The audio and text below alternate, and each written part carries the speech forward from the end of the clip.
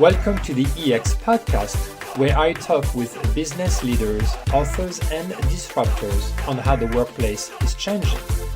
This podcast brings a different lens to the conversation around HR transformation, company culture, and employee engagement. It offers a brand and customer experience perspective rather than a traditional HR perspective. Why? Because companies have to think of themselves as employment brands if they hope to attract and retain talent. It is time we put people first to rehumanize the workplace. Simply because leaders who don't care about their employees will eventually be surrounded by people who don't care about their business.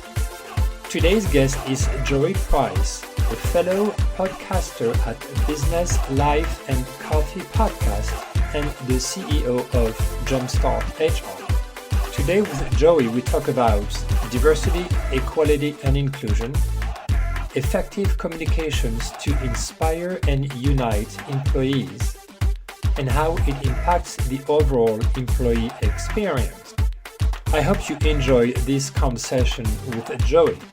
Because it takes a good amount of time to produce this podcast, please make sure to review the podcast on iTunes, Google Play, Stitcher, TuneIn, or YouTube, as it would help promote the content. If you want me to speak at your next event, get some advice on your EX initiatives, or send me feedback and suggestions for future podcast topics or guests, you can reach me at svincent@exsummits.com or on Twitter at @ex_summit. All right, let's get to it. Hi, everyone. Welcome to another episode of the EX podcast. This month's guest is Joey Price. Joey, thanks for joining us today. I'm glad to be here. Thank you. Where are you coming from and what do you do? I'm calling from my office in Baltimore, Maryland. And what I do for a living is I get to help small business owners create the companies that they've dreamed about. But I do that specifically through my business, JumpstartHR. We work with small businesses and startups and become their HR department. So as you can imagine, we work with customers across the country, and no 2 days are alike. And all of our clients are pretty fun, and they do some pretty interesting and impactful work. What's been your journey to get to JumpstartHR? How much time do we have? 50 minutes. Yeah. All right. So I started in undergrad. I was a exercise science major, and I realized that I didn't want to tape up athletes for the rest of my life. So something had to change. Okay. I thought I was going to be an athletic trainer, sports medicine doctor, what have you. But my junior year, I just said, this isn't for me. So I finished out my degree, and I chose HR as a grad degree to pursue while I was working full time in some kind of entry level HR roles. And why HR? It didn't make sense to me, or it made sense for different reasons when I did it. I said I wanted to start working in corporate America, but I didn't want to work in finance or technology. And I wanted to be able to work with and talk with people and have no 2 days be the same. But it didn't dawn on me until much later that, there's a big similarity between exercise science and HR that I hadn't thought about. And it's the whole idea of human performance. And how do I help someone show up to be their best self at work? What are some ways that I can help train a person to bring their best self to work? And what happens in a circumstance where not so ideal communications are happening, not so ideal growth is happening, and you need to spot and address it and have difficult conversations. So that's the link between how I started and where I am now. And before starting Jumpstart, I had years of experience in human resources departments for companies as small as boutique law firms in DC to federal contractors with sites across the country with up to 1,500 employees. And it just showed me that, no matter how big an organization, how small an organization, the people mattered, and the way or the experience that people have is incredibly important. In your business, as you support multiple uh, companies, what's the trending topic, or what's the trending need or concern that you're seeing right now? The number one trend that I'm seeing is information and interest and curiosity around diversity, equality, and inclusion. That is a big theme, but the way that that's happening is different. So some companies are asking for trainings, some companies are asking for education, some companies are asking and saying, "Hey, we'd love to work with you, but we want to make sure that you embrace these values before we get into a partnership." So DEI is a huge thing that's happening right now, Yeah. and I think that's a driving force, but it's one of those rising tides lift all boats kind of thing where essentially focus on DEI helps an organization put a spotlight on their employee experience. And what does it mean to be an employee at our organization? Do we make you feel safe? Do we make you feel comfortable? What is your mental health like? And so it's directly DEI, but tangentially it's lifting the awareness of employee experience. I love the DEI topic, so let's spend a few minutes on this. Why now? Well, my initial knee-jerk response to your question of why now was, well, why hasn't this been a focus over the last Yeah. 400 years? you know, um, when you think about a particular group of humanity in the U.S. being considered three-fifths of a human, and gradual steps towards equality, but still not being there. Um, why hasn't this been a focus years ago? And I know that it has. We can't be naive to think that the era of the Civil Rights Act, the era of Rodney King, the era of you name it, has brought different shifts into corporate America. But to speak specifically about the moment that we're in right now and why right now, I think something that I talk about a lot is just the elevated consciousness of the employee at work. And if you think about, an elevated consciousness of a consumer, right? Maybe someone going out to shop for a car, and a person may say, I, a non-elevated consumer just saying, "Hey, it's got to have four wheels in the engine. It's got to get me to point A to point B. I don't care what brand it is. I don't care the miles per gallon. All I know is I just want a car I can afford." Right. But then a shopper that has an elevated conscience, they're going to say, is it a hybrid, electric, or is it gas? What brand is it? What's the health of the company? If I buy this car now, will I be able to take it to the dealership 5 years later? What's the health of the business?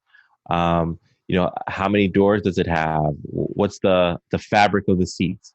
You know, um, we have created, or the internet has created. So this is one answer to why the internet, but the internet has made so much information readily available to us, and it allows us to heighten our consciousness around things. And so, in the same way that a shopper has a heightened consciousness of what they're buying and where they're buying it from, and why they're buying it, employees have a heightened conscious of what it means to be at work and work with other people, and how others may be treated at work, or how they themselves may be treated at work. So I think why now, a big thing is just the internet and the rise of technology, and Mhm. the impact of being inundated with messages promoting racial equality. I also think that many groups are getting attention that they deserve in the marketplace. So it's not just a race issue, but sexual orientation, different level of ability, or different ability types, you know, um, marital status, age, uh, we're seeing the fact that, and I'm going long, so I'll end it here, but we're just realizing that not every employee is the same that shows up to your work. And so if we really want to make the most of the experience that the employee has, we have to think about what's important to them. What do they value? What groups or tribes do they belong to? And how can we make their experience one that is helpful and beneficial to them, but also helpful and beneficial to our organizations. And I think what's critical is just to create a platform where those communications and those dialogues can happen. I'll share with you um, something that's happened to me a few years back, and I think about it pretty much every day. Now it's I was with a former colleague of mine. We're just coming back from a customer lunch, and we were just chatting in my car, driving back to the office. And he's um, African American, and we were talking about the fact that he was feeling insecure and he was afraid of what may happen to his kids. And then I was thinking, well, I don't know. I mean, first of all, you're a very successful businessman. You've built a company which you sold. Your kids are in, like, one is in Stanford and the other one was in a other top university. Your kids are very well educated, and I don't see why you would feel scared for your kids. They are pretty well off and so forth. And he was telling me, no, no, you don't understand. It's just being black. No matter what your social status is, you never know what's going to happen.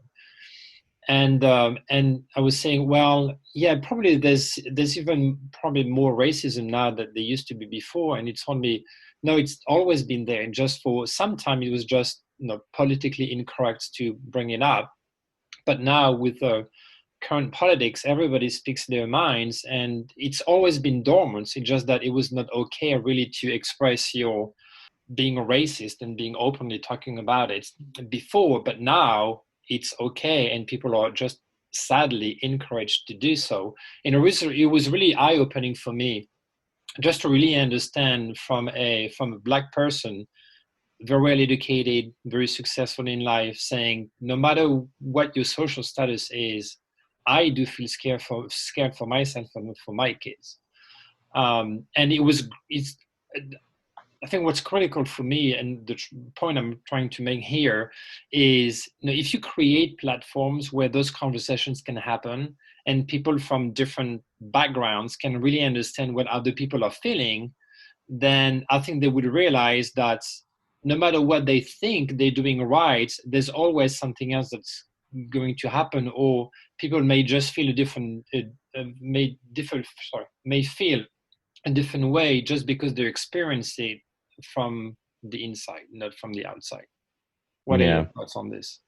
Well, I think that it's really it's a great thing that your colleague even felt comfortable enough to share his thoughts with you on the topic, because as a African American male in business, we aren't bleeding hearts that are going to tell everyone our story and tell everyone our frustrations and fears. And obviously, no one is. So I don't think that's necessarily unique to us as African American men. Right. But the fact that he invited you into that space of, hey, here's my truth, here's my reality.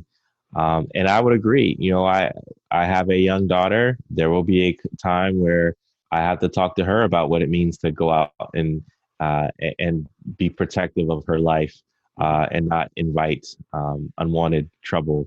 But yes, I agree that you have to create spaces and platforms for people to have conversations, because what I found is that for someone to see Black Lives Matter in the media, whether it's the phrase or the institution itself, to see that on TV, um, the way that it is portrayed can be incredibly polarizing, or because it's through the lens of media. But if you were to have a one-on-one conversation with someone that you're going to see that, wow, I didn't realize that, you know, this, what I see on TV is actually really true. That, you know, you don't, as an African American, you don't walk around in hoodies at night, or you make sure that you have your hands on the steering wheel, or, you know, there's no amount of financial success or stature that could protect you from, you know, a police officer that may want to profile you or say, "Oh, you look like a suspect. I'm going to take you in." Um, People typically make heart changes and perspective changes when they know someone who is directly impacted by something. Mhm. And so I think that's what, even to go back to that first question, you know, that's why we're in this moment that we're in, is because now people have folks in their lives at a greater scale that are sharing the stories of, wow, yeah, I could have been George Floyd, or my kids could have been George Floyd. And here's a specific example from 2010, from 1994, from 1987, from yesterday, where my life could have been entirely different, Yeah. um, had it not been for something. And so the more we have these one-on-one conversations, they're going to be impactful. They're going to really be impactful. Do you feel it's the responsibility of organizations and their leaders to have to not necessarily to force, but to encourage this type of dialogue within their organizations? I do. I do. I feel like it is a not only a corporate responsibility, but a responsibility as a human, Mhm. um, for the good of our environment, for the good of our communities, to have open conversations so that there can be awareness, so that there can be healing, so that there can be a positive pathway forward. And, you know, it can be an incredibly intimidating thing to want to start that conversation. It could be scary. You're not sure what you're going to hear. You're not sure what you're going to say. Um, but, you know, that's where you can just walk with someone, or walk with a guide, or a DEI coach, who can make sure that the conversations are framed in such a way that they're helpful. How do you see, or if you were to suggest a CEO to like create an environment where people can have those conversations, where would you suggest that person to start, that leader to start? I would start with, well, first of all, it should be a private reflection first. You know, taking into account, um, have there been any personal examples where they have either stereotyped or labeled someone based on their age, race, gender, sexual orientation, ability, so on and so forth, um, and come to an understanding of what that may have meant for that other person. So, for example, maybe, you know, as a CEO, you passed on a candidate because they were Black, or you chose not to promote someone in your organization because they were a single mother, or, you know, you chose not to go with a vendor because of one thing or another. And really start to put yourself in that other person's shoes about, you know, what is the impact of that? And I think once you understand uh, where you are and where your lens is as it relates to the world, then that's when you have a conversation with your staff and say, "Hey, you know what? I want to be 100% honest with you guys. I haven't gotten this diversity thing right, and I'd like to do something about it. Can we all come together and and figure out a pathway forward?" And I would share an example of where you've been personally impacted, or maybe personally, personally impacted by a situation where a decision was made based on um, lack of inclusion. So I would say start internally, have a conversation with your team, bring in an expert, but also strive to make real changes in your organization. So if that means, hey, we want to make sure our workforce reflects our community. Making sure that you say that you're going to say what you're going to do, but also do it. Right. It's important to not just begin and end with conversation, because that really doesn't make transformative change. It's the actions that you have in your company that are going to have lasting change. Right. I'm optimistic that many people, if not most people, are empathetic to, minorities in many different ways.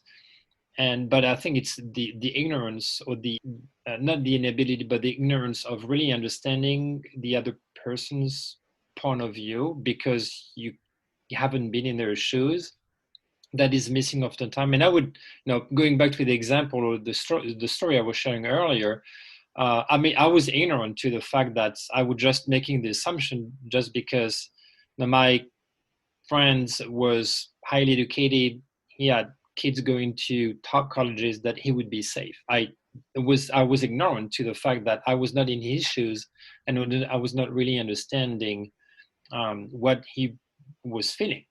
Right, even though I was empathetic with the Black community and whomever, whether it's LGBTQ or whatever, but it's really to understand the unique perspective of an individual or a group, of what they're going through. And I think that having that open dialogue and sharing stories and feelings and experiences would elevate that level of recognition of, yeah, I need to do more than just empathizing. I really need to understand what those people are going through, what they're feeling.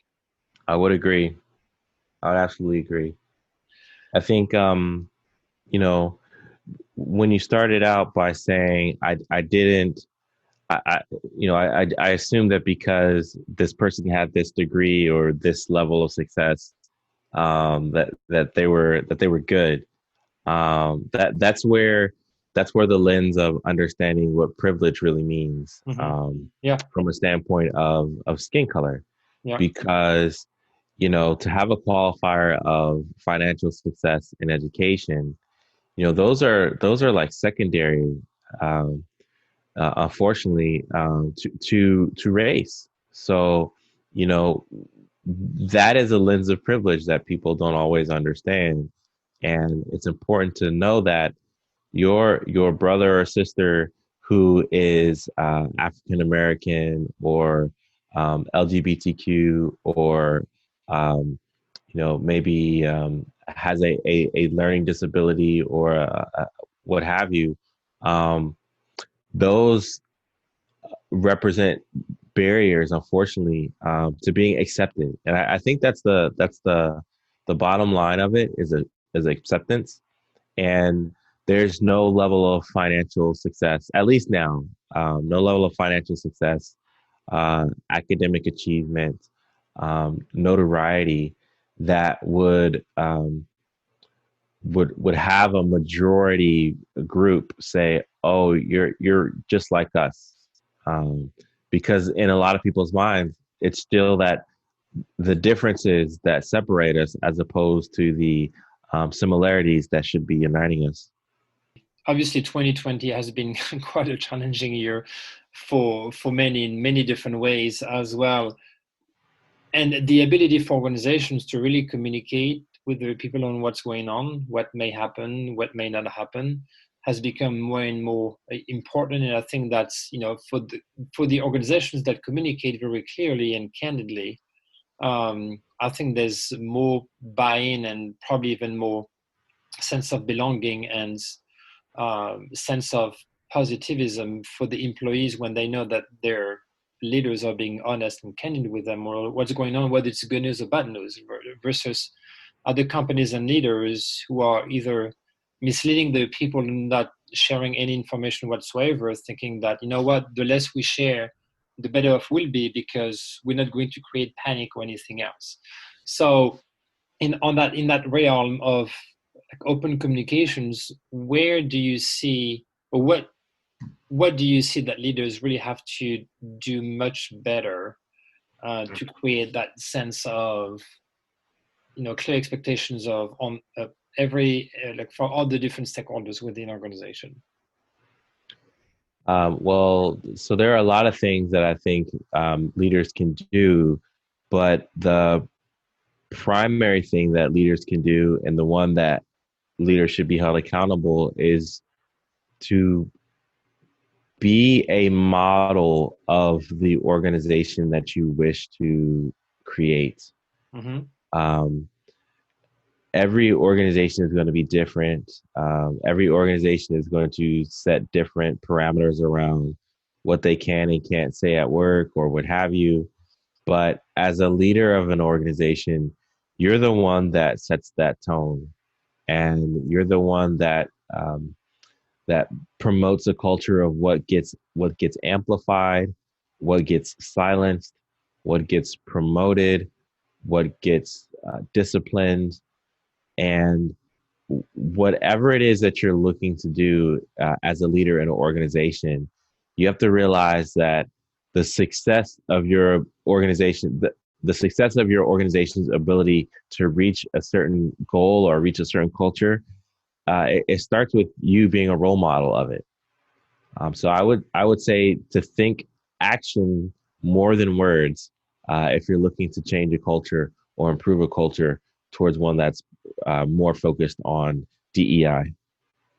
Okay, so it starts with the leader. Now, once the leader, or if the leader is already aware of being more open to communicating with their people and their teams and so forth, when you pass that stage, what is next? What would you recommend organizations to do in terms of communicating effectively with their people? What are some of the tactics that you've put in place, that you've implemented with some of your customers? Yeah, I would say you need to begin with the end in mind. So before you roll out a strategy with to your team, or before you roll out directives to your team, you need to think about what is it that you would like to see, and what is your measure of success. Mm-hmm. And then from there, I would make sure to include various stakeholders from the spectrum of your organization. So maybe a newly hired employee, your longest tenured employee, your senior leadership team, and you want to ask them, how far are we from achieving this goal that I have for us? And for the new person who obviously won't know the metrics or the culture, you want to ask them, if I were to tell you that this value is important to our organization, would you say that that was obvious from your interactions with us? And that's going to matter because their interactions have been everything from your job description to your website to your staff to interviews. And so they're going to be able to say, they're almost that outsider's perspective of what you need to do. So I would say begin with the end in mind, set your goals, bring in key stakeholders that can turn into champions for your vision, communicate with your staff. I would tie your initiatives to performance bonuses or performance evaluations. But I would make sure again that you're modeling those behaviors as well, like a do as I do, not as I say kind of thing. Mm-hmm. And make sure that you're creating opportunities for consistent learning and education throughout throughout the year. So it's not just enough to announce, hey, this is our initiative, here's where I want us to go, but you're not reinforcing that vision throughout the process. Because what happens is if you don't reinforce something new, people are going to go back to what's old and comfortable. Right. So you have to be prepared that change will require consistent support and consistent championing of your said values. And one thing I struggle with, and I've seen it in organizations that I've been part of in the past as well, is the leadership team thinks of, okay, so this is what we need to communicate to our people. But what do really our people want to hear from us? That's the big question that many leaders don't really think about. It's one thing to communicate from the top to the bottom, and they are may probably like channels or formats that are better than others. but also it's really understanding, okay, what do our people want to hear from us? It's not just a one directional type of communication, it's all around, right? It's to be able Yep. to cater the communications and information, because you want to share information that is going to resonate with your people. But many organizations are just going to think of, okay, so this is what I want to communicate to my people. I don't really care about what they feel. As long as I communicate clearly what I want to communicate with them or what I want to share with them, I feel good about it. But you see often in communications, especially for companies who start measuring some of the engagement rates, that this engagement is really, really low, just because the content is not relevant to the recipients, right? So how Yeah. would you suggest turn it around, that sort of mindset, and before deciding, okay, we are the leadership team, this is what we want to communicate, just flip the mindset and say, what do we know our people want to hear from us, so that we can cater our communications and our communication channels based on what they want to hear. Yeah, no, you nailed it because, and it goes back to the conversation about perspective and why it's important to inventory your own experiences as a leader. But um, and it doesn't matter the size of the organization, because really culture blind spots can happen as soon as there are two employees or two people in a firm.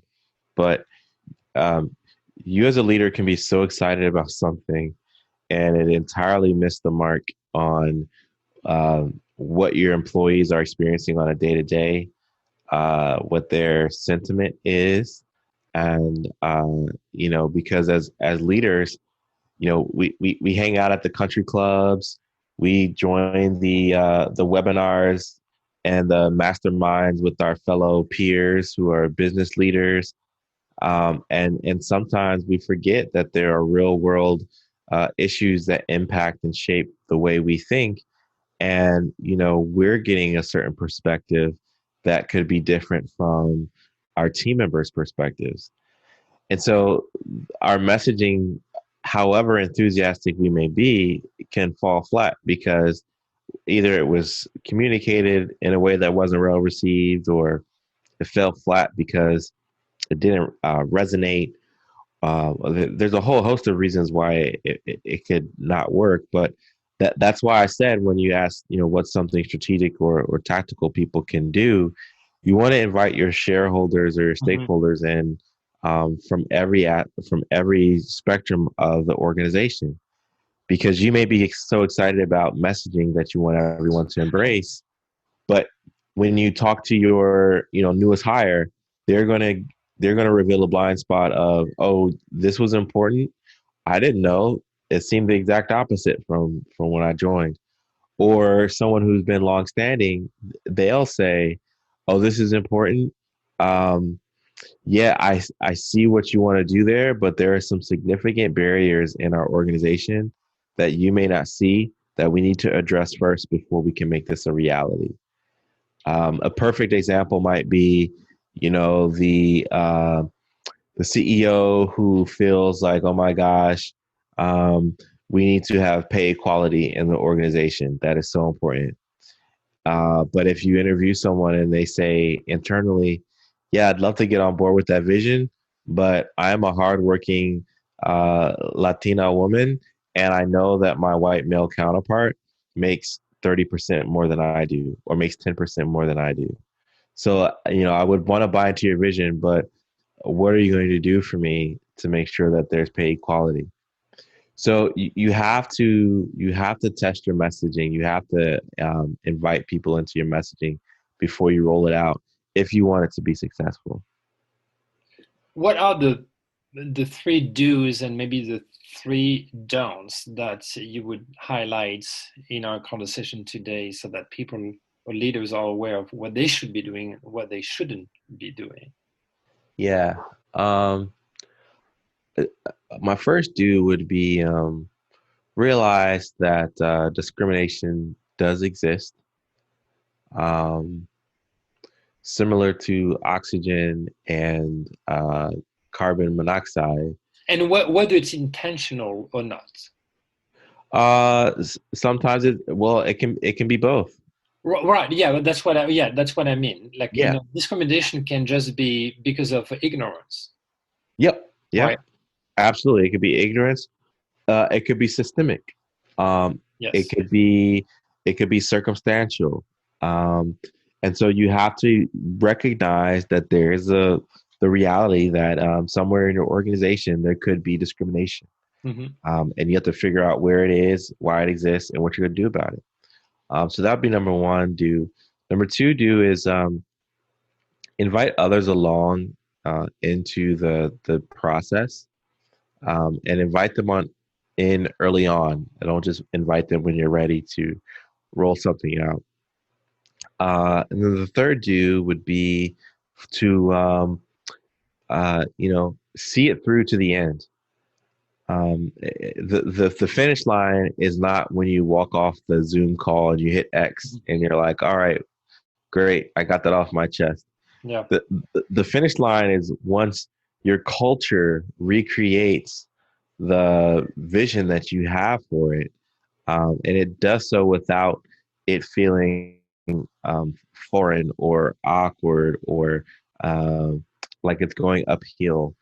So that would be my third do is see it through to the end, see it through to the change that you wanted to experience. Um, my don'ts are don't fly off the cuff.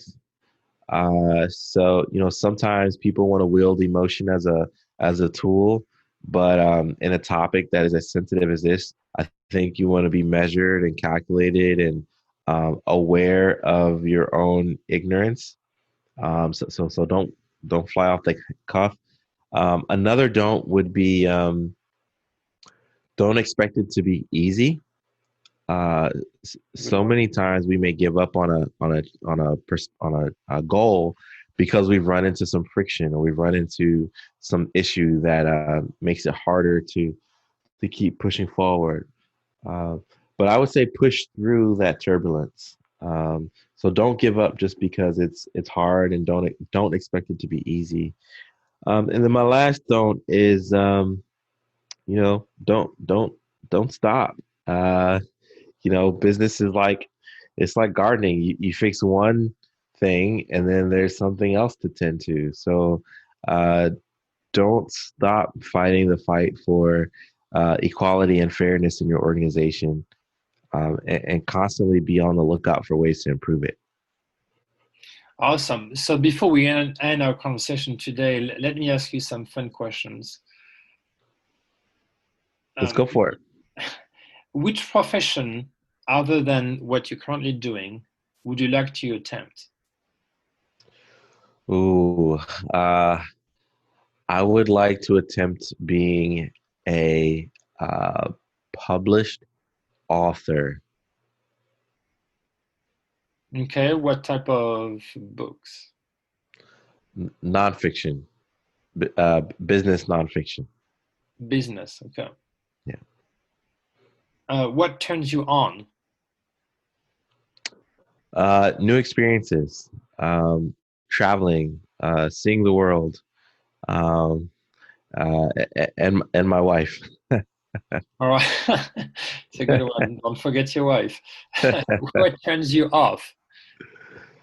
uh, Mundane routines, uh,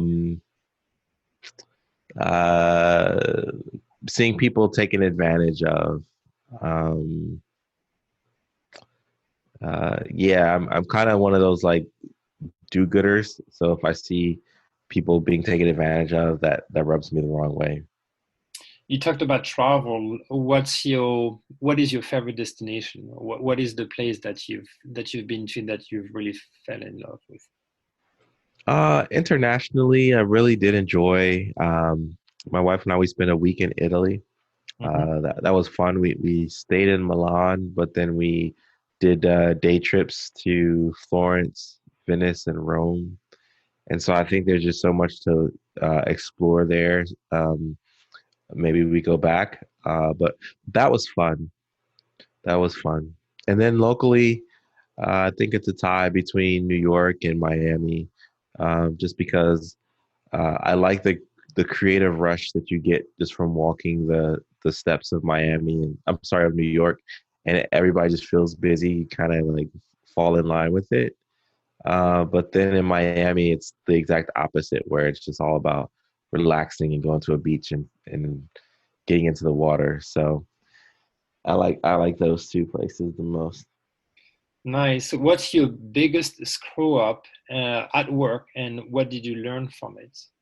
Oh man, I've had a lot of screw ups, but I Really? would say that the theme of my biggest screw ups have been not taking action fast enough. What could we spot you doing outside of work that would just flabbergast your coworkers or customers? Something that we would not expect from you.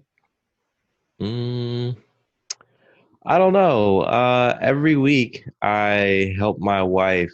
Um, she works at our church, and we create video content for the children who attend our services. So maybe seeing me behind a camera as opposed to in front of it might flabbergast people. And to work with children when I usually or work on behalf of children when I really often work with adults at a high level, that might surprise people. Okay. What is your last word of advice or wisdom? Dig deep, dig deep into the principle of fairness and equality and appreciation of all people. Don't just stop at work. Take that to your communities, take it to your homes, take it to your coffee shop, take it to your sports clubs, your private clubs, your country clubs, take it to your kids' schools. Um, this is one of those things where uh, unless we're all on the same page, there's still a possibility for us to end up in some pretty bad places. So be an evangelist for fairness and equality, and don't just limit it to work. Nice words. What is the best way for our listeners to engage with you on social media? Oh, I would love to engage with listeners on social media. You can find me on Twitter at Joey V Price HR. On LinkedIn, you can just search for my name, Joey Price. It's pretty easy to spot me there. And then if you'd like to work with us and have us take a look at your business, you can find us at jumpstart-hr.com. Awesome, and we'll share those on the notes as well on the podcast. Well, thanks, Joey, for being with us today. It's been an enlightening conversation. Really appreciate it. Yeah, I enjoyed it. I feel like it did fly by fast. Hopefully, there was something actionable for the audience. And again, I appreciate the opportunity to be here. Thanks for tuning in to the EX Podcast. If you want to learn more, visit our website at expodcast.com.